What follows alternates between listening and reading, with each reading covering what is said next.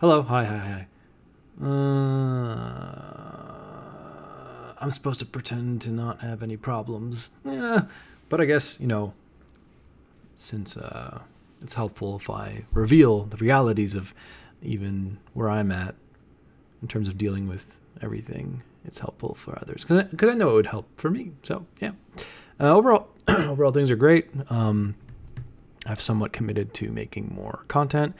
I worked on a couple videos today for art stuff, like the Huon tablet review, as well as the standing desk, this dual motorized standing desk.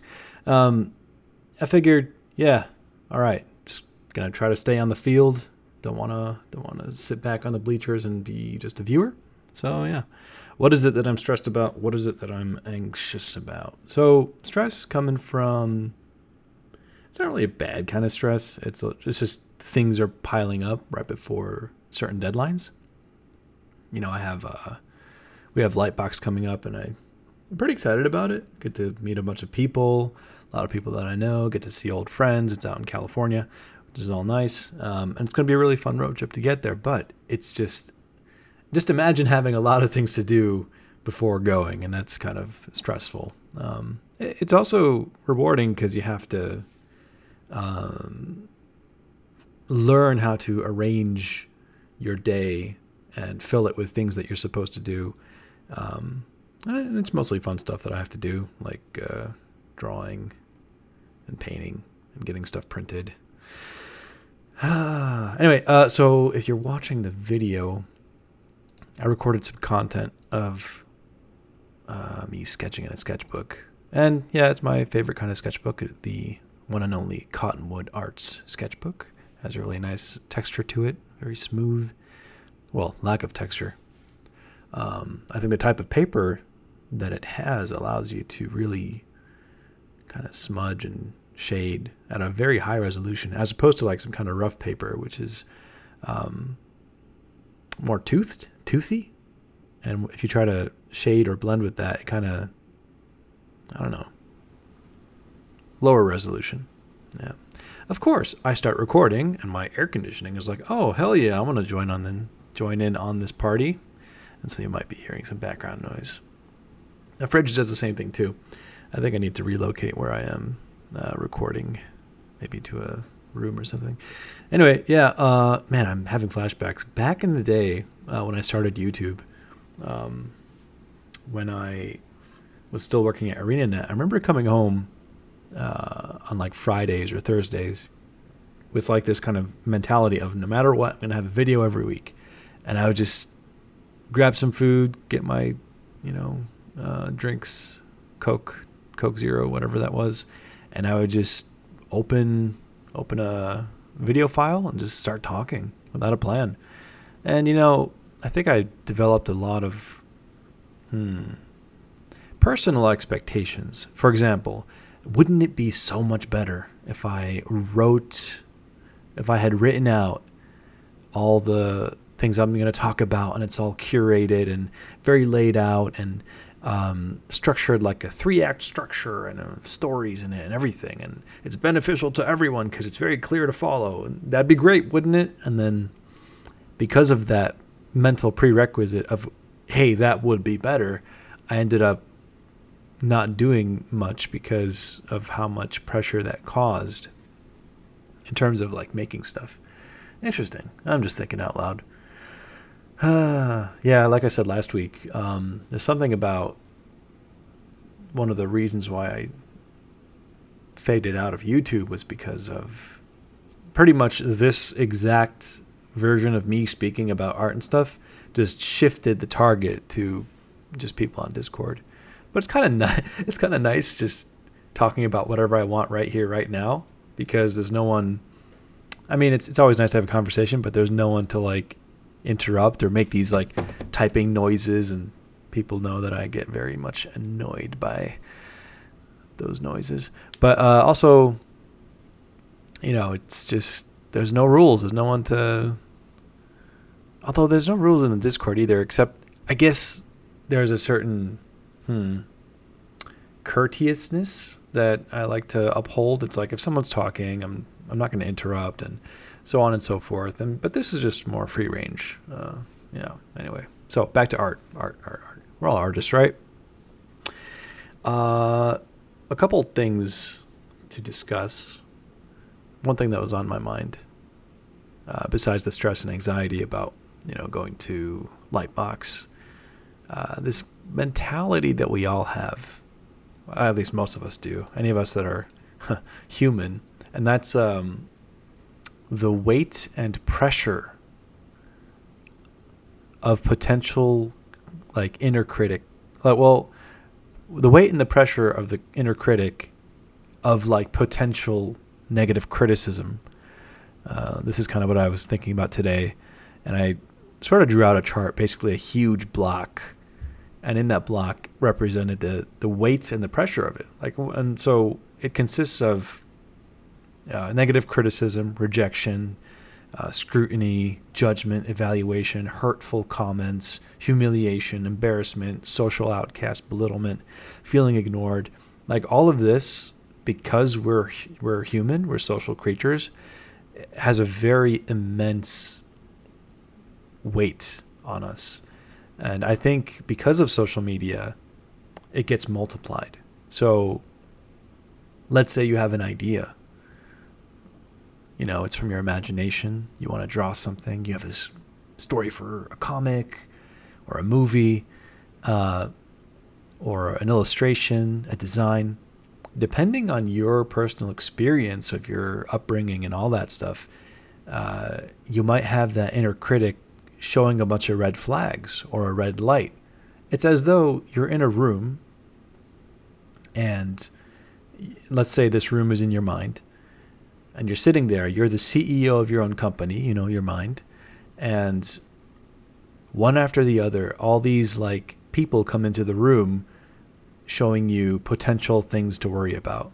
And it's okay, let's say you're walking towards a cliff, and in that room, you're pushing the controller of the body to go forward, and one of your employees comes in the room with a big sign saying, "Hey, no, that's danger. That's a fall to your death. Stop walking." And you're like, "Oh, okay, that makes sense. Sure, thanks, Mr. Anxiety." In that sense, yeah, it works out great. But in the scenario I mentioned earlier, making a comic, doing an illustration, a drawing, sharing your ideas, which, by the way, you have to be very careful who you share your ideas with, because a lot of people will feel threatened or something, and they'll feel like you're trying to better yourself, and how dare you? And they'll kind of try to, dig a hook into you and pull you down and make sure you stay exactly where you are. How dare you climb,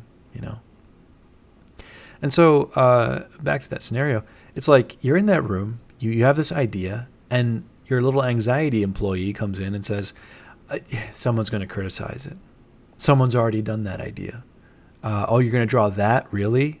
Don't you think that's not really original? And, it might be useful. It could be useful information, because if you do a project and someone's already done it, maybe you could do something else. Fair enough. But the problem is, especially with social media, the amount of data and information that we're fed makes it not just one anxiety employee person in your head, but imagine a 1,000 people lined up at your door knocking, no, you can't do this. You definitely can't do that. Oh, they're going to say this. Oh, they're not going to like it. Oh, they're just going to call you garbage. They're going to they're all just reminding you of the potential pitfalls. And that pressure becomes so immense that you're just screw it. Yeah. I just won't do anything. I'll just keep my imagination to myself. Even though there might be a lot of people who appreciate you and your art and where you're going, and they want to root for you, and they love what you're doing, and they want to see you succeed on your journey, it just takes one or two people who desperately don't want to see you succeed. They're no way. No. You're going to stay right here. You're going to stay down here where I am. How dare you try to climb? Because naturally we're social creatures, and much like crabs in a bucket, who of which, if you ever see a video of them, a fisherman will have a bucket full of crabs, but it doesn't really have to worry about them escaping, because the moment any of the crabs try to climb out, all the other crabs grab it and make sure it doesn't leave. They pull it down. We do the same thing, metaphorically or literally. And so, like, we're afraid of that kind of behavior and results and the bullying that comes with that. And I think that's a lot of why people bully, a lot of the reasons as to why people bully. And I was on the receiving end of a lot of that. And because I was, I guess, trying to be liked, or I wanted to be, I don't know if useful is the right word, but basically I was very vulnerable, and I chose to let people walk all over me when I was in like middle school or high school, even elementary. And part of me did it because I felt bad for people. And so like if I saw someone suffering, I let them kind of use me as a sort of doormat or something. And I think that interaction had set up the format in which I function as an adult, which is I better stick to myself. I better not share what I'm doing. I better not make people feel like they're inadequate, because because they'll pull me down. I better not share my actual ideas. I won't share my actual art, because they'll find any way possible to bring it down, whether it's through negative comments, making fun of, or judging or scrutinizing, which is why earlier I said you have to be careful who you share your ideas with, because what you really want is someone to be a friend, and a friend is someone who hears your idea and is genuinely rooting for you and wants you to win.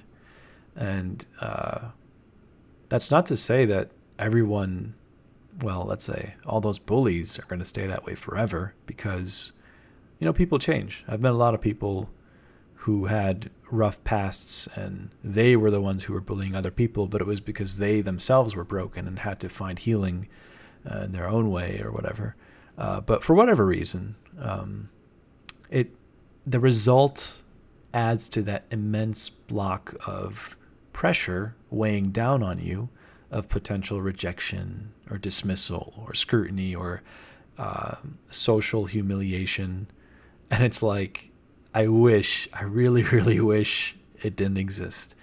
There's so many ideas I want to do, so many drawings I'd love to do, all these projects, blah, blah, blah. But each one of those projects, every video, every painting, every story, has that lineup of potential, let's say, pitfalls.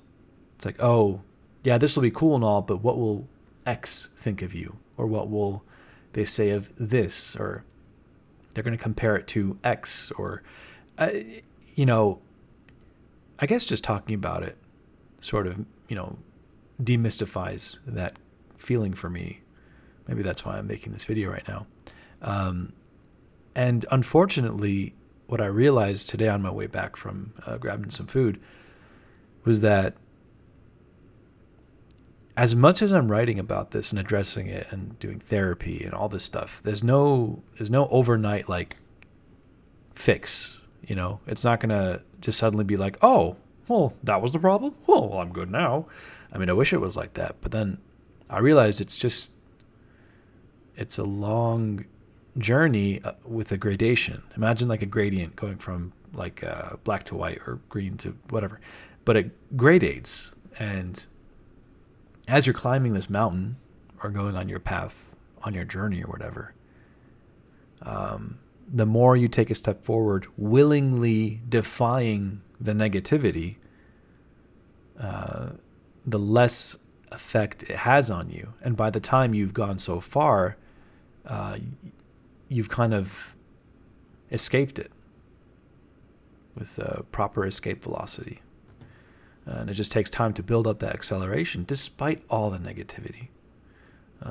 I sometimes wonder, like, am I the only one who had to deal with this kind of immense, massive force weighing down on me of, wishing I could do all these things, but no. Even though I know a lot of people would love to see the stuff I do, judging by the comments and the positivity and the people who are very supportive. But the point is that right now it feels like, even if it's not the reality, it feels like the pressure outweighs my will to defy it. I mean, I'm still making art. I'm still doing a lot of things, and it's getting better. And I don't even know if I'll call it an anxiety. It's more of an anticipation or an observation of, oh, that's what's happening. Oh, it looks like the programming in my whole system, in my brain, likes to, at this moment, try to predict and map out all potential landmines. And that takes a lot of energy, a lot of emotional energy, and it takes me out of being present to the artwork, and it takes me out of the let's say, being in the emotional state of the storytelling of whatever that artwork is. And instead, I'm allocating a lot of the RAM, or mental capacity, or mana, whatever terminology you want to use, towards strategic planning. But it's not even planning, it's just freaking out in my mind. But it's strange because, like, logically and rationally, I'm sitting there, I'm not worried. I'm like, okay, I'm doing whatever it is that I'm doing, but still that program's running, and I'm just trying to find a way to reallocate, to reassess, and adjust the aim of that energy or mana to something else, which is just being in the moment. And it's like, even now, as I'm saying that, I can hear a negative critic, or at least like a feeling, a resistance. And it's saying like, I'm going to sound like a schizophrenic. Well, I mean, yeah, there's nothing, I mean, there's a lot of people who have actually deal with that, so I'm not really making fun of that. But it's as though the voice is saying, oh yeah, you think you're going to reallocate that energy? Yeah, right. You pathetic person. You're incapable. You're not going to do anything cool. Why don't you just stay where you are in that little box? Don't try to change. Just stay where you are. And that voice, no one's ever actually said that, but it's the culmination of all the negative experiences I've had with people in my life, or maybe even vicariously from what I've seen on the internet or movies or whatever it might have been. And so, yeah, it's kind of strange. And I'm hoping that maybe that I'm not the only one that deals with this. There's got to be. I mean, yeah. Judging by like the comments I've gotten about this stuff when I've talked about it before, you're all out there too. And so perhaps me bringing it to light again and again and again is a lighthouse in this dark mist sea of misery. It's not always miserable, but a lighthouse that says, hey, it's a reminder, you're not the only one. No matter where you are, everyone's dealing with some kind of issue. I wonder, because there's like hundreds of amazing artists going to Lightbox, whether or not they're doing a talk or a panel, or they're having a booth or a table. I wonder how many of them are actually just purely free of all of this, Like, what's it like to just pick up a pencil and just do art and be in the zone and dance with the canvas and just let it be a natural exhale of your soul onto the paper? Like, how many, maybe they're all like that. Maybe you are all like that. Maybe I'm the only one that's freaking out like this. So, yeah. Life, man, life. Excuse me, Med. Yeah, you're supposed to make your channel very positive, and I want more free tutorials. What the is this? That's the other voice that's in my head. It's like, dude, this is, first of all, it's my channel. That's something I realized. Well, something I had to realize. It's my expressions for me. It's for everyone, but like, this is my diary. If you're here, then I don't need to serve you and your demands. Not that anyone's actually saying any of this, but I'm just responding to one of the inner critics. And so I'm talking to myself. Hey, this guy's talking to himself. Yeah, okay, all right. All right, well, got that off my mind. That's good. How are you? You, the person that's listening right now. I hope you're having a great day. Unless I don't like you, then I hope you're not having a good day. No, I'm just kidding. It'd be better if everyone's having a great day, because then that'd be less negativity in the world, right? Wishing for the best even for your enemies. Not that I have any specific enemies except for my inner critic. Ugh. Maybe, it did actually help me a lot to draw these inner critics. Maybe I'll put a picture of what they look like on my screen. Where is my sketchbook? Yeah, I'll try to sneak that in there. Let's see, 20 minutes and 45 seconds in. Okay. It was. I drew these just demon, ugly creatures just screaming and pointing and saying awful things like, your ideas are dumb. What is this? Explain it. Justify every single thing you're doing. What's the point of this? What's the reason of that? Give us answers or we'll tear you down. A lot of that was also from my childhood, like, being in a very strict environment. Like, it was difficult to, I guess, act or do anything unless I had a legitimate, valid reason for doing so. At least so it seemed like from my perspective, from my child's mind, as in me as a child, what my mind was like. And so it was like I was probably afraid to look bad in front of other people, whether it's at school or at home with the family. There's a lot of, especially with Middle Eastern culture, we tend to face a lot of, I guess, social issues in terms of, the whole idea of what are other people going to say. Not that my family ever had to deal with that entirely. I've seen other families in my culture who really just destroyed their children because the parents cared more about the image of the family rather than their children themselves. It was very, very unfortunate. I know it happens a lot in other cultures too. The social status game of, your son is not a doctor, why not? What is wrong with your son? What is wrong with you? You people are pathetic. Like, it's like this dumb mentality. Like, dude, we're all on this planet, man. It's not just yours. You can't just define what people are supposed to do, man. Some people want to go to space. Some people want to draw pictures. And there's billions of us. You can't force everyone to align with your tyrannical demands of, this is how everything should be. Like, shut up. Like, yeah, you're dumb. No, that's rude of me to say. But, there's certain merit, of course, to pursuing great things like helping people, whether it's being a doctor or a vet helping animals, like whatever, like dentistry, architecture. These are great things. But if you're being forced to pursue those just for an image, then that sucks. I'm sure a lot of you listening are probably in that exact scenario right now. I don't necessarily have answers for you or anything, but just know that you're not alone. I mean, that could be a bit of a relief. Yeah, man. Yeah. Negative criticism. I feel like we could all transcend it. At least that's what I'm hoping for.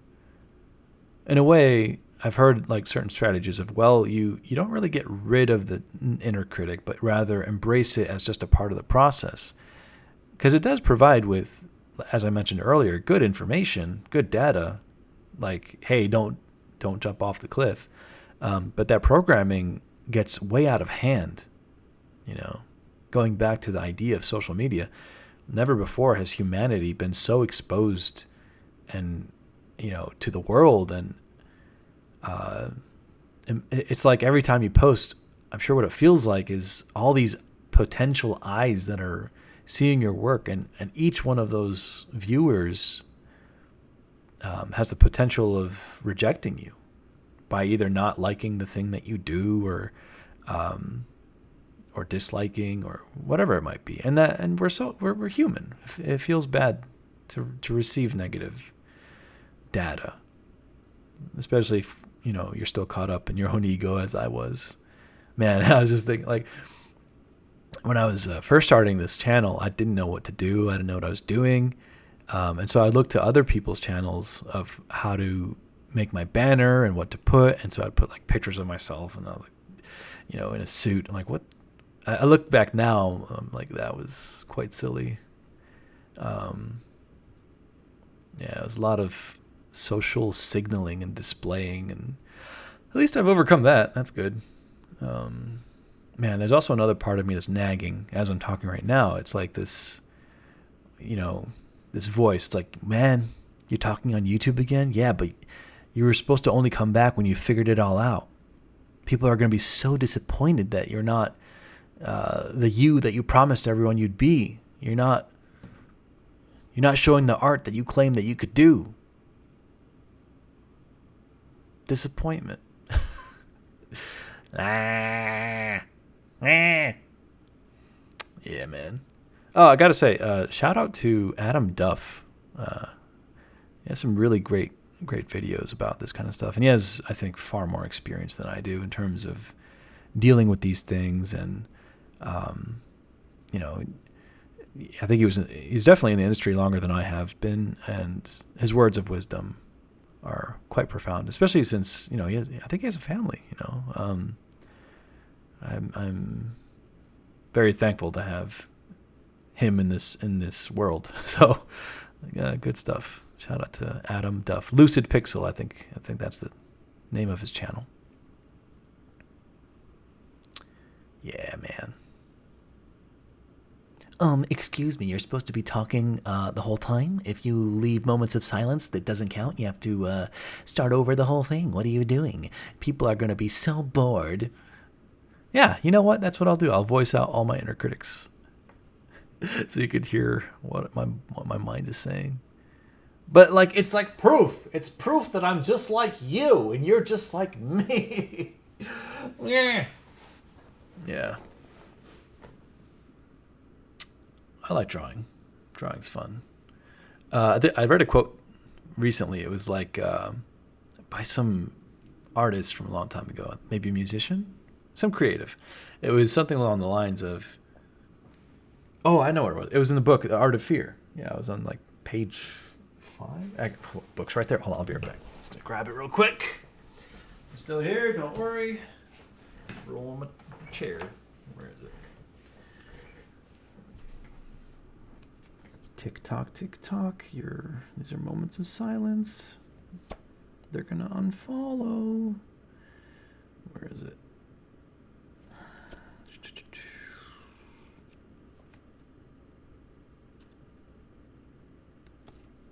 Bear with me.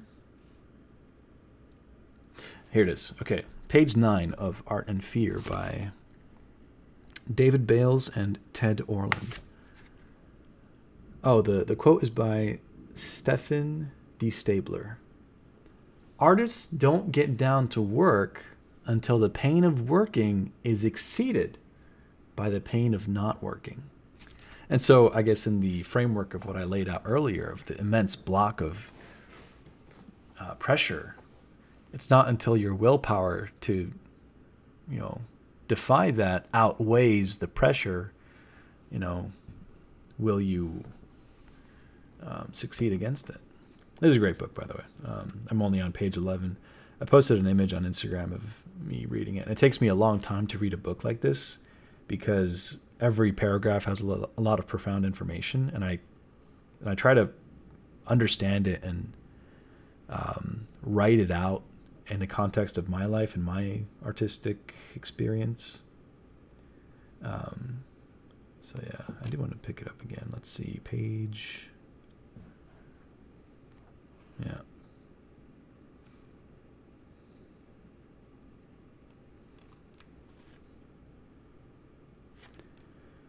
I'm actually going to read a little bit from it. Page 10. Virtually all artists encounter such moments. Fear that your next work will fail is a normal, recurring, and generally healthy part of the art-making cycle. Yeah, really? Healthy? Okay. All right. Yeah. It happens all the time. You focus on some new idea in your work, you try it out, run with it for a while, reach a point of diminishing returns, and eventually you decide it's not worth pursuing further. Writers even have a phrase for it. The pen has run dry, but all media have their equivalents. In the normal artistic cycle, this just tells you that you've come full circle, back to that point where you need to begin cultivating the next new idea. But in artistic death, it marks the last thing that happens. You play out an idea, it stops working, you put the brush down, and 30 years later, you confide to someone over coffee that, well, yes, you had wanted to paint when you were much younger. Quitting is fundamentally different from stopping.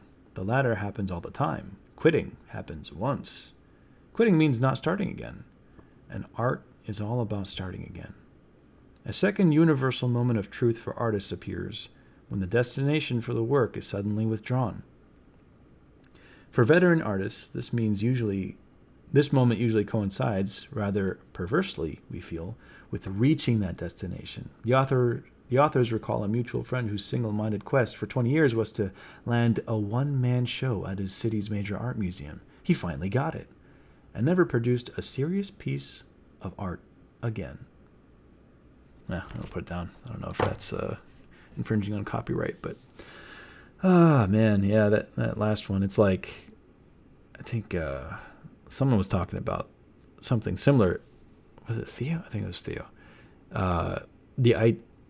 He was referring this book. Actually, I didn't get to the part he was referring to. The idea of having done the piece is what a lot of people have in mind, rather than making the piece. Like we often imagine our work of what it's gonna finally look like, and the reactions of people, and how it's gonna look, blah blah blah blah. Whether it's on ArtStation or Instagram, how it's going to look. That's it. That's the goal.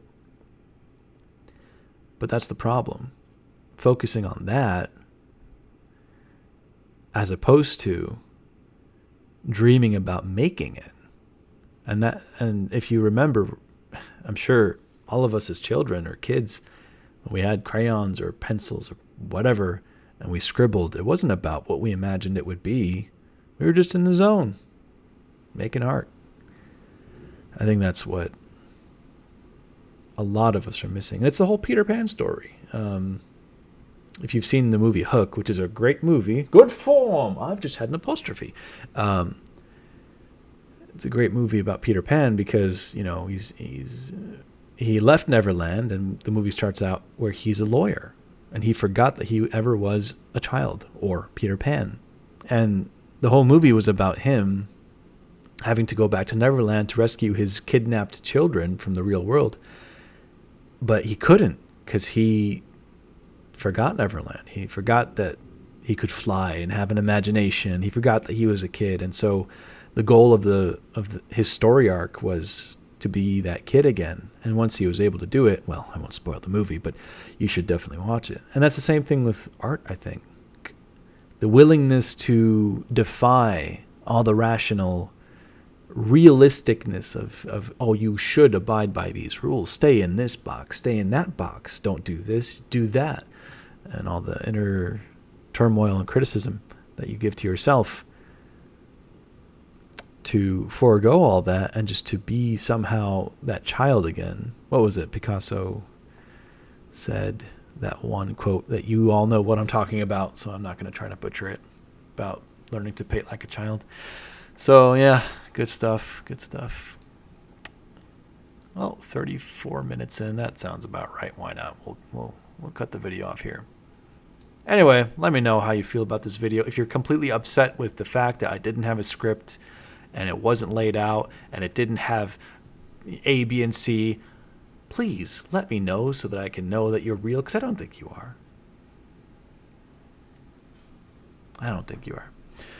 And if you are, well, you know what? I accept you. You're a person. That's your opinion. That's really cool, man.